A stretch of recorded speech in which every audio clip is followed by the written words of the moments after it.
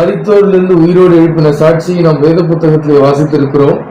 அதை கண்டு நாம் கர்த்தரை துதித்திருக்கிறோம்.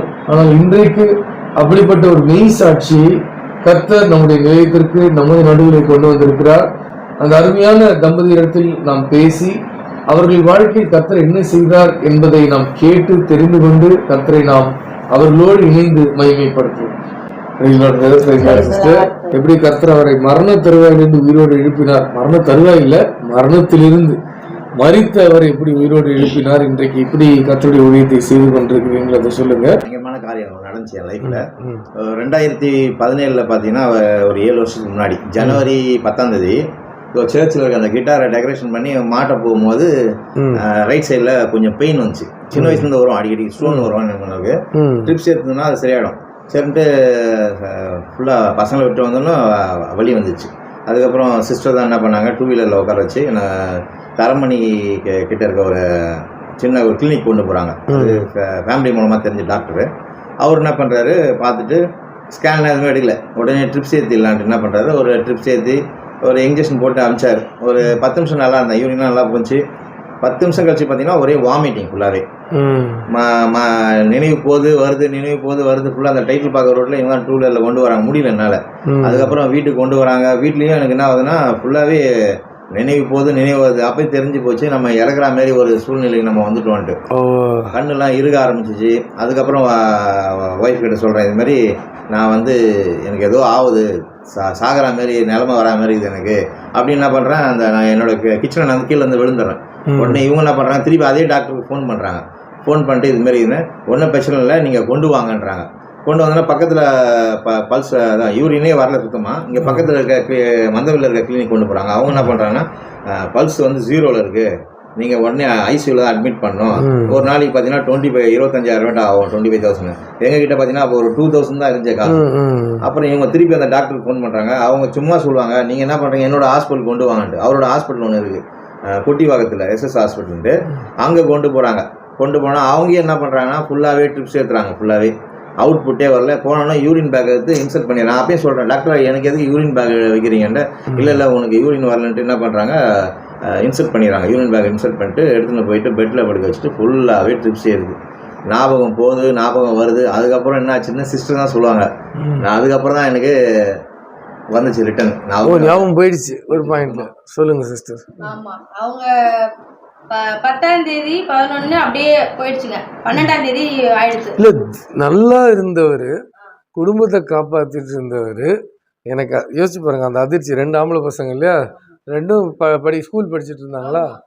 2 பிள்ளைங்க இருக்கும்போது திடீர்னு 2வது நாள் நான் உயிர் போயிடுற மாதிரி இருக்குன்னு இவர் உங்ககிட்ட சொல்லும்போது உங்களுக்கு எப்படி இருந்துச்சு? ஏன்னா நீங்கள் ஏற்கனவே கர்த்தருக்காக வைராக்கியமாக ஊழியம் செய்கிறீங்க. ஆண்டவரே எனக்கு ஏன் இதை செஞ்சீங்க, மனசு ஒரு பக்கம் பயம் இருக்கும், ஒரு பக்கம் ஆண்டவர் மேலே ஒரு கோபம் இருக்கும். உங்களுக்கு எப்படி இருந்துச்சு அந்த சிச்சுவேஷன்? அந்த நேரத்துல உண்மையாவே திடீர்னு ஒரு புருஷன் நான் செத்துருவேன்னு சொன்னா எப்படி இருக்கும்? அப்படிதான் சொல்றாங்க. நான் சொல்றேன், அப்படி சொல்ல மாட்டீங்களேப்பா, உங்களுக்கு வாழணும்னு ஆசையாச்சு, நீங்க அப்படிலாம் சொல்ல மாட்டீங்களே, ஏன்பா அப்படிலாம் பேசுறீங்கன்னா, இல்லம்மா என் உடம்பு அப்படி இருக்கு, நான் என்ன பண்றது தெரியல அப்படின்றாங்க. அதுக்கப்புறமா 12ஆம் தேதி காலையில எனக்கு தெரியுது இவங்களுக்கு ஏதோ ஆகுதுன்னு. சரி, இதுக்கு முன்னாடி இன்னொன்று உங்ககிட்டே வரேன். இது கண்ணு இருக்குது, போயிட்டு மயக்கம் போயிட்டு வருதுன்றீங்களே, இதுக்கு முன்னாடி எதுவுமே இல்லாம திடீர்னு அப்படி ஆகுது. அது முன்னாடி நல்லா இருக்கீங்க, நீங்க ஓடி ஆடி வேலைக்கெல்லாம் போயிட்டு எல்லாம் நார்மலா தான் இருக்கீங்க. சரி, அதுதான் அந்த ஸ்டோனுக்காக அவங்க ட்ரிப்ஸுக்கு போகணும், ஒரு இன்ஜெக்ஷன் போட்டு அனுப்பினாங்க. அந்த இன்ஜெக்ஷன் போடும்போது எனக்கு டவுட் தான், எனக்கு இது சரிதானா, இந்த இன்ஜெக்ஷன் சரியா இவங்களுக்குரியது தானா. பக்கத்துல ஒரு பாட்டி ஜுரத்துல அவங்களுக்கு ட்ரிப்ஸ் ஏறிட்டு இருந்தது. ஒருவேளை அவங்களுக்கு போடுற இன்ஜெக்ஷனை இவங்களுக்கு போட்டாங்களா அப்படின்னு அப்பவே போடும் போதே எனக்கு ஸ்ட்ரைக் ஆச்சு. ஆனாலும் அதை நான் பெருசா எடுத்துக்கல. டாக்டர் போய் என்ன கேள்வி கேட்க, சார் டாக்டர் சரியா போட்டீங்க, அது டாக்டர் சொல்லிட்டு போயிட்டாரு. சொன்னது ஒரு ஆள் கிட்ட, போட்டது இன்னொரு ஆள். எனக்கு அது டவுட் தாங்க. சரி, ஆனாலும் நமக்கு ஆண்டவர் தான், எது நடந்தாலும் எனக்கு தெரியல, எல்லாமே கர்த்தர் நன்மைக்கு தானே செய்வாரு. என்ன பொறுத்த வரைக்கும் விசுவாசம் ஜாஸ்தி. நான் யோபு சொல்ற போலதான், என்னை கொன்று போட்டாலும் உண்மையை நம்புவேன் கர்த்தாவே. இதுதான் என்னோட விசுவாசமா இருந்தது. எங்களுக்கு அந்த நாட்கள்ல அந்த ஜனவரி மாசம் 2017 கொடுத்த வாக்கு தத்தம் பாத்தீங்கன்னா, உன்னை அதிசயங்களை காண பண்ணுவேன் நான் சொல்லிருக்காரு. அப்ப அந்த வாக்கு தத்தம் மெசேஜ் எல்லாம் கொடுத்தாச்சு, ஆனாலும் அதிசயங்களை காண பண்ணுவேன்னு இருக்காரு. ஒரே ஒரு வார்த்தையில கொடுத்திருக்காரு, என்ன பண்ணுவார் ஆண்டவர் அப்படின்னு ரொம்ப ரொம்ப இதுவாதான் கேஷுவலா தான் அந்த வார்த்தைக்கு யோசனை பண்ணிட்டு இருந்தோம். அதுக்கப்புறம் தான் அப்படி நடக்கும்போது ஒவ்வொரு விஷயங்கள் பண்ணும்போது இந்த வார்த்தை மட்டும் வருது, உன்னை அரிசிங்களை காணும். சரி, ஆனா உயிர் போகிற சுச்சுவேஷன் வருது. 12ஆம் தேதி காலையில டாக்டருங்க வந்து ஒவ்வொருத்தரும் வந்து பாக்குறாங்க. ஒருத்தர் கிட்னி டாக்டர், ஒருத்தர் ஹார்ட் டாக்டர் வந்து பார்த்துட்டு அந்த எங்களை அழைச்ச டாக்டர் சொல்றாரு, வாங்க உங்கள்கிட்ட பேசணும், சொல்லுங்க இவருக்கு வந்து மல்டி ஆர்கன் ஃபெயிலியர் ஆயிடுச்சு அப்படின்னு. நேற்று வரைக்கும் பேசிட்டு இருந்தவருக்கு எந்த இதெல்லாம் எப்போ நடந்துச்சு? மல்டி ஆர்கன்னா ஒரு ஆர்கனும் ஃபெயிலியர் ஆகிறதுக்கு டைம் எடுக்காதா, இல்லை மொத்தமாக ஃபெயிலியர் ஆகிடுமா? மல்டி ஆர்கன் ஃபெயிலியருக்கு எனக்கு புரியல. மல்டி ஆர்கன் தெரியல, புரியல டாக்டர் அப்படின்னு. மல்டி ஆர்கன்னாமா நம்மளுடைய உடம்புல 5 ஆர்கன் வந்து மெயின்மா, மூளை, ஹார்ட், லங்ஸ், லிவர், கிட்னி. இதுல வந்து பாத்தீங்கன்னா அவருக்கு ஹார்ட் பம்ப் பண்ண மாட்டேங்குது பிளட். அப்புறம் அவருக்கு மூச்சு விடுறதுக்கு ரொம்ப கஷ்டப்படுறாரு, சுவாச ரொம்ப சரியில்லை. அப்புறம் கிட்னி அவுட்புட் சுத்தமா வரல. இப்ப லிவரு எந்த ஒரு மெடிசன் கொடுத்தாலும் எடுக்கிறதுக்கு அது செயல்படல. எல்லாமே ரொம்ப கிரிட்டிக்கல்ல இருக்காரு. என்ன பண்ணணும் டாக்டர் அப்படின்ற. என்ன பண்ணணும் டாக்டர்? உங்க கூட யார் இருக்கா? என் கூட ஏசப்பா தவிர யாருமே கிடையாது டாக்டர். அவரு வந்து அதெல்லாம் புரியல அவருக்கு, எனக்கும் புரியல அவர் சொல்றது. அப்புறம் இல்லம்மா ஆண்கள் இருக்காங்களா, வெளியில போகணும், கூட்டிட்டு வரணும், இவருக்கு வந்து ஸ்கேன் கூட்டு போகணும், பிளட் வாங்கி வரணும் அப்படின்றாங்க. நீங்க சொல்லுங்க டாக்டர், நான் செய்யறேன், என்ன பண்ணணும் சொல்லுங்க அப்படின்னு. நம்மளுக்கு வந்து நிறைய, நான் லேடி பாஸ்டா இருக்கிறதுனால நிறைய வந்து நம்மளுக்கு விசுவாசி வந்து லேடிஸ் தான் ஜாஸ்தி. உறுதுணையா இருக்கிறதுக்கு ஆள் இருக்காங்க. ஆனாலும் வந்து எல்லாரையும் நான் கஷ்டப்படுத்த விரும்ப மாட்டேன் எப்பவுமே. நம்முடைய இதுக்காக மத்தவங்க இது பண்ணக்கூடாது அப்படின்றதுக்காக நீங்க சொல்லுங்க டாக்டர், நான் பாக்குறேன் என்ன செய்யறேன் அப்படின்னு. சரிம்மா, முதல்ல போய் பிளட் வாங்குவாங்க. பிளட்டுக்கு போய் இவருக்கு வந்து பிளட் என்ன பிளட்னு போய் எடுக்கிறாங்க, அப்படி கிளாட்டா வருதுங்க. ரத்தம் எடுக்க முடியல. ஆமா, ஃபர்ஸ்ட் எடுக்க முடியல. அப்புறம் நிறைய பேர் வந்து எப்படி என்னடோ எடுக்க பாக்குறாங்க, நர்சஸ் முடியல. அப்புறம் டாக்டர் வந்து கால்ல இங்க இருந்து எடுக்கிறாரு, கட்டை வரவு கிட்ட இருந்து அந்த நரம்புல இருந்து எடுக்கிறாரு. அப்படியே கட்டியா வருது. எனக்கு தெரிஞ்சிச்சு இவருங்க மறுக்கற போறாங்க, உயிரோட இருக்க போறது கிடையாது. ஏன்னா கண்ணு ஒரு மாதிரி ஆயிடுச்சு, யூரின் போல மல்டிபிள் ஆர்கன் ஃபெயிலியர், ரத்தம் உறைஞ்சுது. ஆமா, ரத்தம் கட்டியாகுது. அப்ப கொஞ்சமா செத்துட்டு இருக்காரு. மாமியார் எல்லாம் அதுக்கு முன்னாடி நாள்ல இருந்து போன் பண்றாங்க, என்னம்மா கண்ணனுக்கு என்ன என்ன. நான் திட்டுறேன், ஏமா ஒரு கல்லு தாமா அவங்களுக்கு ட்ரிப்ஸ் போட்டு சரியாயிருமா, ஏமா உயிரை வாங்குறீங்க, சரியாயிடுச்சுன்னா வீட்டுக்கு வந்து சொல்றேம்மா, சும்மா இருக்குமான்னு சொன்னேன் நானு. போனை போட்டு அடுத்த நாள்மா எல்லாரும் வந்துட்டீங்களா அப்படின்ற. நீங்களும் முடிவு பண்ணிட்டீங்க இவர் போயிடுவாருன்னு நினைச்சு, கண்டிஷன் அப்படி இருக்கு, உங்களுக்கே மனசை பக்குவப்படுத்திக்கிட்டீங்க இவர் போயிடுவாருன்னு நினைச்சிட்டீங்க. ஆனாலும் அழுதுல, புலம்புல, அராஜகம் பண்ணல, கத்துற கேள்வி கேட்கல. இவங்க கேக்குறாங்கம்மா நமக்கு யாருமே இல்லையா, யாருமே வரமாட்டாங்களா, நம்மளுக்கு உதவி செய்ய யாருமே இல்லையா, அப்படி விட்டீங்களேமான்றாங்க. இல்லப்பா, ஆண்டவர் நம்மள நடத்துவாரு, 2 தூதர் அனுப்ப போறாரு பாருங்க உங்களுக்காக, கவலைப்படாதீங்க, நமக்காக 2 தூதர்கள் வருவாங்க. இல்ல என்னன்னா எனக்கு ரொம்ப ஆச்சரியம் என்னன்னா, நீங்க விரும்பி கல்யாணம் பண்ணிக்கிட்டவரு முடியாம போறாருன்னா கொஞ்சம் கொஞ்சமா மனசு பக்குவப்படும். நேற்று வரைக்கும் கூட இருந்தாரு, வேலை வெட்டி செஞ்சாரு, குடும்பத்தை காப்பாத்தினாரு, நல்லது கெட்டதெல்லாம் பார்த்தாரு. திடீர்னு வந்து சொல்லி இதெல்லாம் 2-3 நாள் கேப்ல நடக்குதா?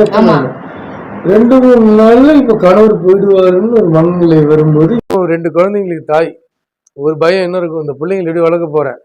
இன்னொன்னு இவரு ஏன்னா நீங்க எதிர்பார்க்கவே இல்லை, நீங்க ரெடி ஆகவே இல்லை. திடீர்னு நேற்று வரைக்கும் நல்லா இருந்திருப்பாராம், திடீர்னு வந்து அம்மா கண்ணெல்லாம் இருக்குது நான் போயிடுவோம் போல இருக்குன்னு அவர் சொல்லுவாராம். அதுக்கு அடுத்த நாள் ரத்தம் உறைஞ்சி வருது. உங்களுக்கு புரிஞ்சிடுச்சு இவர் வந்து முதல் நாள் வரைக்கும் நீங்க சொல்றீங்க அம்மா அவர் வீட்டுக்கு வந்துட போறாருன்னு சொல்றீங்க. அப்போ ஒரு 24 மணி நேரம் இடைவெளியில் தான் உங்களுக்கே புரியுது இல்லை கணவரோட கதை முடிஞ்சு போச்சுன்னு. அது நீங்க சொல்றது எல்லாருக்குமே தெரியும், கிறிஸ்தவங்களுக்குலாம் வசனம் தெரியாதா? ஆனா நடைமுறைப்படுத்துறதுங்கிறதான பெரிய விஷயம். எல்லாருமே செய்தி கேட்டிருப்போம், எல்லாருக்கும் இப்படிதான் வாழணும்னு தெரியும், விசுவாசமா இருக்கணும்னு தெரியும்.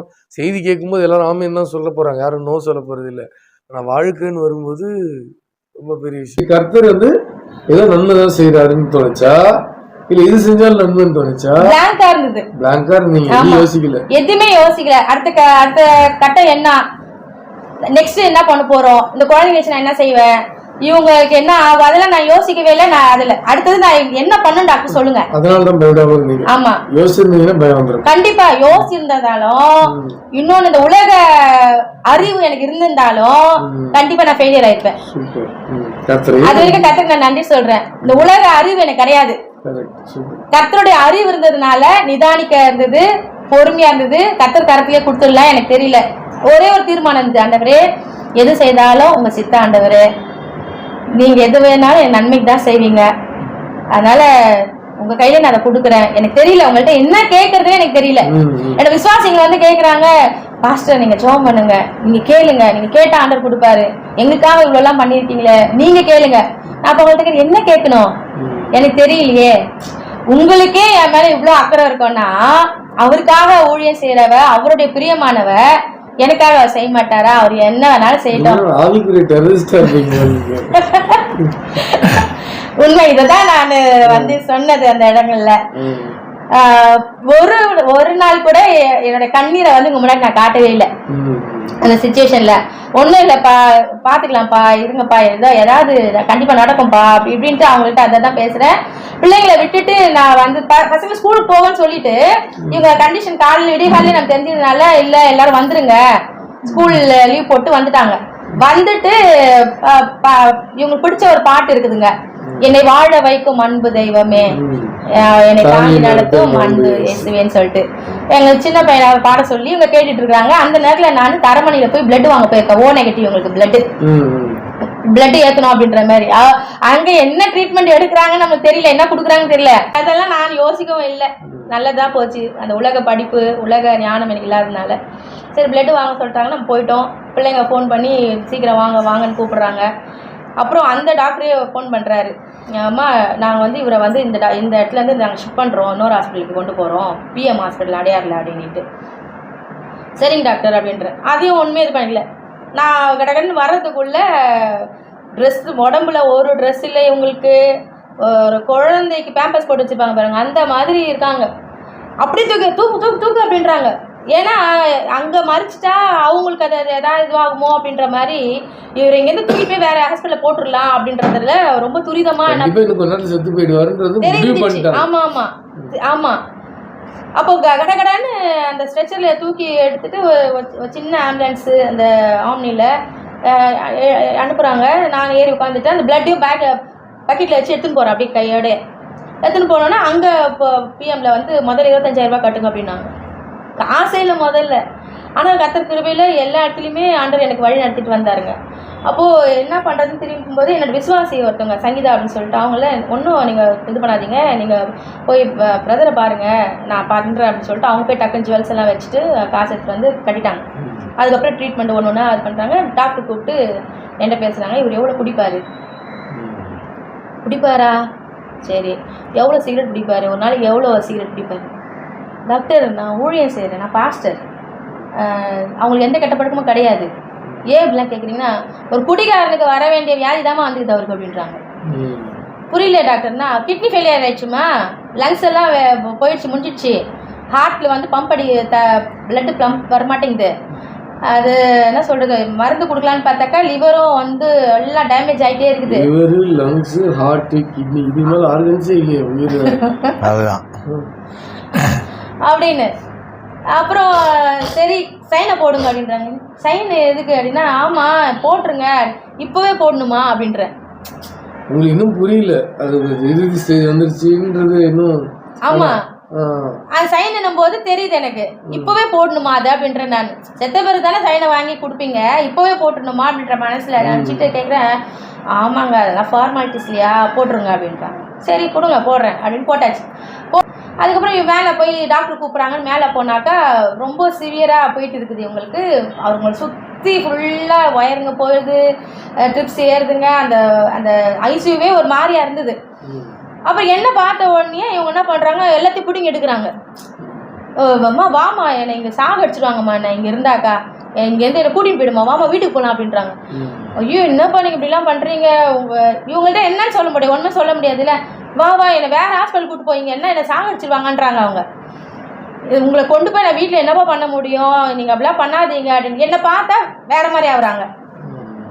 இப்போ தைரியம் வர மாதிரி பண்ணிடுறாங்க. அப்போ நான் என்ன பண்ணுறேன், அந்த இடத்த விட்டு ஓடி போயிட்டு தயவுசெய்து என்னை உள்ளே அனுப்பாதீங்க, என்னை பார்த்தாலே அவங்க எல்லாத்தையும் பிச்சு போட்டு ஏஞ்சி வரதுக்கு பார்க்குறாங்க, அவங்க என்ன பண்ணுறாங்கன்னு அவங்களுக்கே தெரிய மாட்டேங்குது அப்படின்னு. இதுக்கப்புறம் பார்த்தீங்கன்னா இவங்க என்னையே கூப்பிட்டுருக்காங்க, மாலினிமா மாலினிமா மாலினிமான்னு கூப்பிட்றாங்க. யாருங்க ஒய்ஃபு மாலினி கூப்பிட்றாருன்னா நான் போகவே மாட்டேன். ஏன்னா லாஸ்ட் அப்படியே போயிட்டே இருக்குதுங்க. கடைசியாக அவங்க எதிர்பார்க்குறது என்னன்னா என் முகத்தை பார்த்து செத்து போயிடணும்னு இருக்காங்க. முகத்தை பார்த்துட்டு உயிரை விடுறதுக்காக. ஆமாம். சரி, இப்போ உங்ககிட்ட வர நீங்கள் வந்து கூப்பிட்டது உங்களுக்கு தெரியுமா? தெரியாது, ஃபுல்லாகவே அன்கான்ஸ் தான். இன்னுமும் தெரியல. நீங்கள் பண்ணதெல்லாம் உங்களுக்கு தெரியல, எனக்கு தெரியாது? ஆமாம், இன்றைக்கும் தெரியாது. அந்த ஹாஸ்பிட்டலில் பண்ணதெல்லாம் எனக்கு தெரியாது. சரி, அப்போ நான் உங்ககிட்டே வரேன் சிஸ்டர். இப்போ வந்து நீங்கள் இந்த மாதிரி கூப்பிட்டு, ஆனால் நீங்கள் உங்களுக்கு தெரியுது இது மாதிரி இவங்களை பார்க்கணுன்றாரு, பார்த்தா ஓவராக பண்ணுறாரு, நீங்கள் ஒளிஞ்சிருக்கீங்க. இந்த மாதிரி போயிட்டு இருந்தது எப்போ அவர் அடங்கினாரு, என்ன ஆச்சு? அடங்கவே இல்லை, அவர் கத்திக்கிட்டே இருக்காங்க, ஒரே கத்து சத்தம் தான். அப்புறம் நம்மளுக்கு ஒரு ரூம் மாதிரி எங்க கொடுத்தாங்க. அந்த ரூம்ல வந்து நான் என்ன பண்ணிட்டேன், அந்த பெட்ல போய் நான் பார்த்துக்கிட்டேன் கம்மனு. ஏன்னா இவங்க கூப்பிட்டுட்டே இருக்கிறது வந்து என்னை ரொம்ப ஒரு மாதிரி பண்ணுதுங்க. நான் கம்மனு அப்படியே படுத்துட்டே இருக்கிறேன். எனக்கு அப்படியே கண்ணு முன்னாடி என்ன வருது அப்படின்னு பார்த்தீங்கன்னா, இங்கே வாசலில் ஷாமியானெல்லாம் போட்டு அந்த ஐஸ் பாக்ஸ் எல்லாம் வச்சுட்டு ஃப்ரீசர் வச்சுட்டு நான் ஃப்ரீசருக்கு அப்படி உட்காந்துட்ருக்கிறேன். இவங்களா வச்சுருக்காங்க உள்ள, எல்லோரும் ஒயிட் ட்ரெஸ்ஸில் பாட்டு பாடிட்டு இருக்கிறாங்க. நான் அப்படி உட்காந்துட்ருக்குறேன். இது கண்ணு முன்னாடி வந்து நிற்கிது. இதுதான் நெக்ஸ்ட் லெவல் நடக்க போகுதுன்றதை எனக்கு காட்டுறாங்க. இன்னொன்று பார்த்தீங்கன்னா இவங்க வாய்ஸ் வந்து மாலினிமா மாலினிமா மாலினிமான்னு கிட்டே வந்து கூப்பிட்டு இருக்க மாதிரி இருக்கு எனக்கு. நான் அப்படியே கம்முன்னு அந்த சத்தமே எனக்கு வேண்டாம், அவங்க முகத்தையும் நான் பார்க்கக்கூடாது அப்படின்ற ஒரு இதுவில் அப்படியே அமைதியாக படுத்துட்டேன். அதாவது 12ஆம் தேதி 12 மணிக்கு பிஎம் ஹாஸ்பிட்டலில் கொண்டு போய் சேர்த்தாங்க. அந்த நைட்டு ஃபுல்லாக அப்படியே அதுக்குள்ளே பார்த்தீங்கன்னா ஹெச்ஆர் டிபார்ட்மெண்ட்லேருந்து எங்கள் ஆஃபீஸ்லேருந்து எல்லோரும் வந்துட்டாங்க. அவங்க ஆஃபீஸ்லேருந்து நிறைய பேர் இது மாதிரி கண்ணன் வந்து சாகர நிலையில் இருக்காங்க அப்படின்னோடனே அவங்க ஆஃபீஸில் எல்லாம் நிறைய பேர் வந்துட்டாங்க. ஹெச்ஆர் மேனேஜர் வந்திருந்தார், ஜபராஜ் அப்படின்னு சொல்லிட்டு. அவர் யாரும் என்கிட்ட பேசுறதுக்கு இதுவும் இல்லை, யார்கிட்டையும் நான் பேசவும் இல்லை, என்னை விட்டுருங்க அப்படின்ற மாதிரி நான் போய் ஒதுங்கிட்டேன். அப்புறம் இவங்களுடைய அக்கா மகன் பாரதின்னு சொல்லிட்டு அவரும் சேர்ந்து தான் என்ன பண்ணுறாங்க, என்ன நடக்குது ஏது நடக்குதுன்றத கொஞ்சம் அப்படியே பேசுகிறாங்க. எம்டிக்கு நியூஸ்லாம் போகுது. எம்டி என்ன பண்ணுறாங்க பார்த்தீங்கன்னாக்கா, குமரன் ஹாஸ்பிட்டலில் இருக்கிறதான சாய் சதீஷ் அப்படின்னு சொல்லிட்டு அவர் வந்து ஜெயலலிதா அம்மாவுக்கு ஹார்ட் ஸ்பெஷலிஸ்ட்டு. அவர் அந்த டாக்டர்கிட்ட வந்து இவங்க ரிப்போர்ட் எல்லாம் அனுப்புகிறாங்க, இந்த மாதிரி இருக்காங்க, இது வாய்ப்பு இருக்கா, ஏதாவது பண்ண முடியுமா, வழி இருக்கா அப்படின்னு சொல்லி கேட்கும்போது அவர் ரிப்போர்ட் எல்லாம் பார்த்துட்டு வாய்ப்பே கிடையாது, வாய்ப்பே இல்லை, வேஸ்ட் பண்ணாதீங்க மணியை, வேஸ்ட்டு தான், இந்த கண்டிஷனில் இருக்கவங்கள பிழைக்க வைக்கிறதுக்கு சாத்தியமே கிடையாது, எனக்கு குமரன் ஹாஸ்பிட்டல் கொண்டு வந்துருங்கன்னு சொல்லிட்டு இந்த ரிப்போர்ட்டை பார்த்தவொடனே வாங்கினா வேணா அப்படின்ட்டாங்க. எந்த ஹாஸ்பிட்டலாலையும் வாய்ப்பே இல்லை, எனக்கு கண்டிஷன் அப்படி இருக்கு. கிரியாட்டின்லாம் பார்த்தீங்கன்னா 9, 8 அப்படி போயிட்டு வருதுங்க. ஆமாம், அதே போல் லிவர் ஃபங்க்ஷன் பார்த்தீங்கன்னா 5ல் இருக்கு, 0.1 அப்படி தான் போகுங்க. இது 5க்கு அதெல்லாம் எனக்கு தெரியாது. இதெல்லாம் வந்து இவங்களோட ரிப்போர்ட்டை பார்த்து தான் இதெல்லாம் இப்படி இருக்கு போல இருக்கு, இப்படிலாம் இதுதானா இது அப்படின்றது தெரிஞ்சுக்கிட்டேன். அப்புறம் இது மாதிரி போயிடனே, ஆனாலும் எங்கள் நாத்தனருடைய மகன் என்ன பண்ண மாட்டாரு, இல்லை உயிர் இருக்குல்ல, ஏதாவது நீங்கள் முயற்சி பண்ணுங்க, இதை விட ஒரு நல்ல ஹாஸ்பிட்டல் கொண்டு போங்க. அந்த ஹாஸ்பிட்டல் வந்து மல்டி ஸ்பெஷாலிட்டி கிடையாது பிஎம்மில். அதுக்கப்புறம் என்ன பண்ணாங்க, என்ன பண்ணலான்னு பக்கத்தில் எது இருக்குது மல்டி ஸ்பெஷாலிட்டி பார்த்தா மலர் ஹாஸ்பிட்டல். அப்போ மலர் ஹாஸ்பிட்டலில் ஃபோன் பண்ணி கேட்குறாங்க, இந்த மாதிரி கண்டிஷன் இருக்குது, கொண்டு வந்தால் எதாவது பண்ணலாமா அப்படின்னா, வாங்க பார்க்கலாம் அப்படின்ட்டாங்க அவங்க. அதுக்கப்புறம் ஃபார்மாலிட்டிஸ்லாம் நடந்துட்டு இருக்குதுங்க. இந்த doctor MD PM hospital MD வந்து நான் அனுப்பவே மாட்டேன், அந்த ஆளை நீங்கள் அசைச்சிங்கன்னா கூட உயிர் போயிடும், இந்த கண்டிஷனில் தான் இருக்குது, நாங்கள் மேலேருந்து எக்ஸ்ரே எடுத்துனது கூட நாங்கள் எங்களுக்கு கூட்டு போகிறதுக்கு முடியல, அதனால் அசைச்சா கூட வந்து அவர் உயிர் போகிற நிலையில் இருக்கிறாரு, நீங்கள் எப்படி கொண்டு போகிறீங்க அப்படின்ட்டு. இல்லை கொண்டு போய் தான் ஆனால், ஏன்னா அவர் வந்து கிட்னி வந்து அவுட்புட் வரல, அதை பண்ணணுன்னாக்கா வந்து டயாலிசிஸ் பண்ணி ஆகணும், இங்கே உங்களுக்கு அது ஃபெசிலிட்டி இல்லை, அதனால் அங்கே போகணும் அப்படின்ற மாதிரி எல்லாம் இவங்களே முடிவுலாம் பண்ணிட்டாங்க. திடீர்னு ஒரு 11:45 நைட்டு எனக்கு ஒரு ஃபோன் கால் வருதுங்க. ஃபோன் பண்ணால் என்னங்கக்கா அப்படின்னு கேட்குறேன், மடி கொஞ்சம் கீழே போய் சைன் மட்டும் போடுமா, உன் சைன் தாம்மா காத்துட்ருக்குறாங்க அப்படின்னு.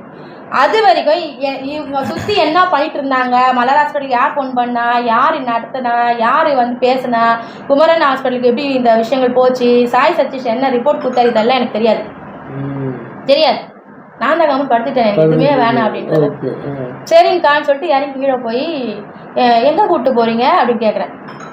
அவர் ஜெயராஜ் சொல்கிறாரு, இல்லைம்மா மலர் ஹாஸ்பிட்டல் தான். ஐ ஹாவ் நோ மணி, என்கிட்ட காசுலாம் கிடையாது, அங்கே போய் சேர்த்துட்டு யார் ஃபீஸ் கட்டுறது அப்படின்ற.